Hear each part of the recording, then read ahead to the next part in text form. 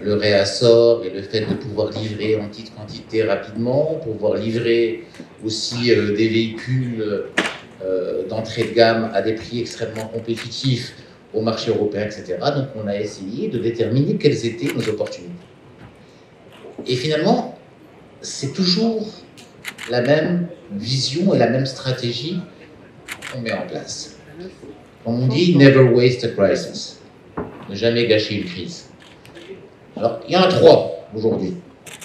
Et donc, autant d'opportunités à saisir. Aujourd'hui, on est dans une crise climatique qu'on connaît depuis un moment et qui est encore de plus en plus prégnante, et d'autant plus prégnante dans notre pays au niveau de la rareté des ressources hydriques.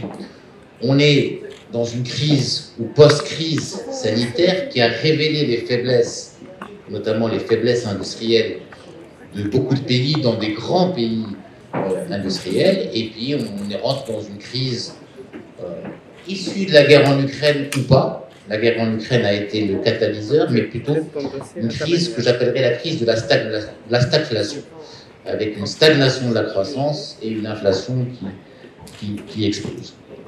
Alors qu'est-ce que ça ouvre comme opportunité, tout ça?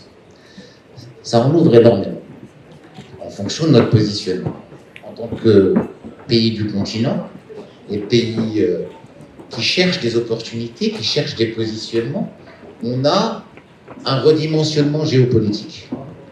Ça veut dire quoi? C'est une redistribution des cartes, ou on appelle nearshoring, qu'on commence à appeler même friendshoring, ça veut dire on veut s'approvisionner auprès de pays proches et pays amis. Alors amis, pourquoi? Parce qu'on a vu des batailles dans les aéroports pour s'arracher des masques, pour s'arracher des médicaments. C'était encore il y a 2 ans, hein, c'était pas il y a longtemps. Et on se rend compte qu'on ne sait même pas faire des médicaments qui nous permettent d'atténuer la douleur ou de réagir au moindre petit problème, au moindre petit pépin que nous pouvons avoir au niveau santé et encore plus au niveau alimentaire, etc. Donc on essaie de créer cette nouvelle forme de souveraineté qui est une souveraineté 2.0. Avant, les souverainetés étaient nationales, maintenant les souverainetés sont entre pays amis qui mettent en place des stratégies pour pouvoir répondre à leurs besoins ou à la plupart de leurs besoins. Et la crise ukrainienne en est le principal révélateur. Alors comme par hasard, c'était difficile à comprendre, l'Ukraine est devenue et la Russie sont devenus les principaux producteurs d'énergie, les principaux producteurs d'alimentation, et on dirait qu'on ne produit rien ailleurs. C'est quand même incroyable. Et tout cela n'est que le révélateur d'une politique qui a servi aussi le rebond. Alors le rebond était rapide, mais le rebond était dû à une politique monétaire extrêmement agressive, du quantitative easing à tout va, de l'hélicoptère monnaie partout, ce qui était normal, on avait besoin de répondre à certaines urgences sociales, mais un jour ou l'autre, de toute façon, on savait bien que la facture allait arriver et qu'il fallait le payer. On est en train de commencer à le payer, et la crise ukrainienne en a été que le révélateur et l'accélérateur. Alors, dans tout ce contexte, auquel on ne peut pas grand-chose, en tant que pays en voie de développement, en tout cas, on n'est pas forcément assis à la table des décideurs et des grandes orientations économiques. Qu'est-ce qu'on doit faire? On doit se positionner de manière opportuniste pour essayer de saisir et d'arracher le maximum. Et c'est ce que nous essayons de faire. Alors, au Maroc, on a été extrêmement agile, on a été extrêmement opportuniste aussi pour saisir énormément d'investissements, et on n'a jamais été aussi attractif qu'aujourd'hui. Je vais vous donner un exemple.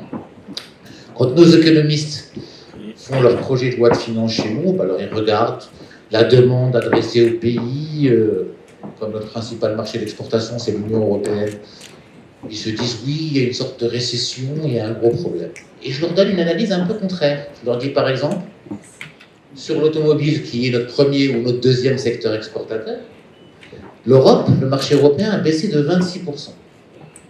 Et les exportations de véhicules ont augmenté de 50%. Donc ça veut dire qu'on a une demande très particulière. On a réussi à s'adapter à la perte de pouvoir d'achat, on a réussi à s'adapter aux nouvelles formes de mobilité. Et c'est exactement ça qu'on doit saisir ensemble. Il y a des opportunités partout. Soit on essaye et on se positionne dans la réflexion de c'est le contexte, c'est compliqué, ça va être difficile, c'est pas grave, on va subir. Soit on se dit tiens, là il y a une crise, là il y a une opportunité. Pour l'Afrique, c'est exceptionnel ce qui se passe avec ces transitions numériques et énergétiques. Ce sont des transitions qui nous permettent de gagner, 60-70 ans de développement. Le numérique nous permet d'avoir un accès universel au savoir alors qu'on avait des difficultés à transmettre le savoir. On est dans des écoles, dans des modes d'enseignement nouveaux où il n'y a plus besoin de diplôme, de certification, on est même de professeurs, on est dans le peer-to-peer learning, on apprend des langues avec des applications, on apprend à coder, vous avez vu les nouvelles écoles, on en a 3, on va en avoir bientôt 15 de coding, il n'y a pas de prof, il n'y a pas d'élèves, il n'y a pas de diplôme, il n'y a pas de requête, etc. On a accès au savoir universel grâce au numérique. Ce petit appareil contient toute la connaissance, ou donne accès à toute la connaissance de l'humanité. C'est exceptionnel pour un continent qui était en train de construire ses infrastructures. Et avec la transition énergétique, on a accès à l'énergie de laquelle on a besoin sans avoir besoin de construire des infrastructures monstrueuses. On est dans le décentralisé. Et ça va aller encore plus loin avec tout ce qui est logistique, etc. Et donc, ce sont des opportunités fabuleuses, infinies, qui ouvrent des portes, si tant est qu'on vienne les saisir, si tant est qu'on ait l'ambition et la volonté. Et vous voyez que nos pays qui ont cette ambition, qui se mobilisent fortement pour essayer d'accélérer leur développement, arrivent à les saisir. Aujourd'hui, ce n'est plus une question de moyens. Ce n'est plus une question de moyens. Le développement n'est plus une question de moyens. Ça devient une question d'ambition.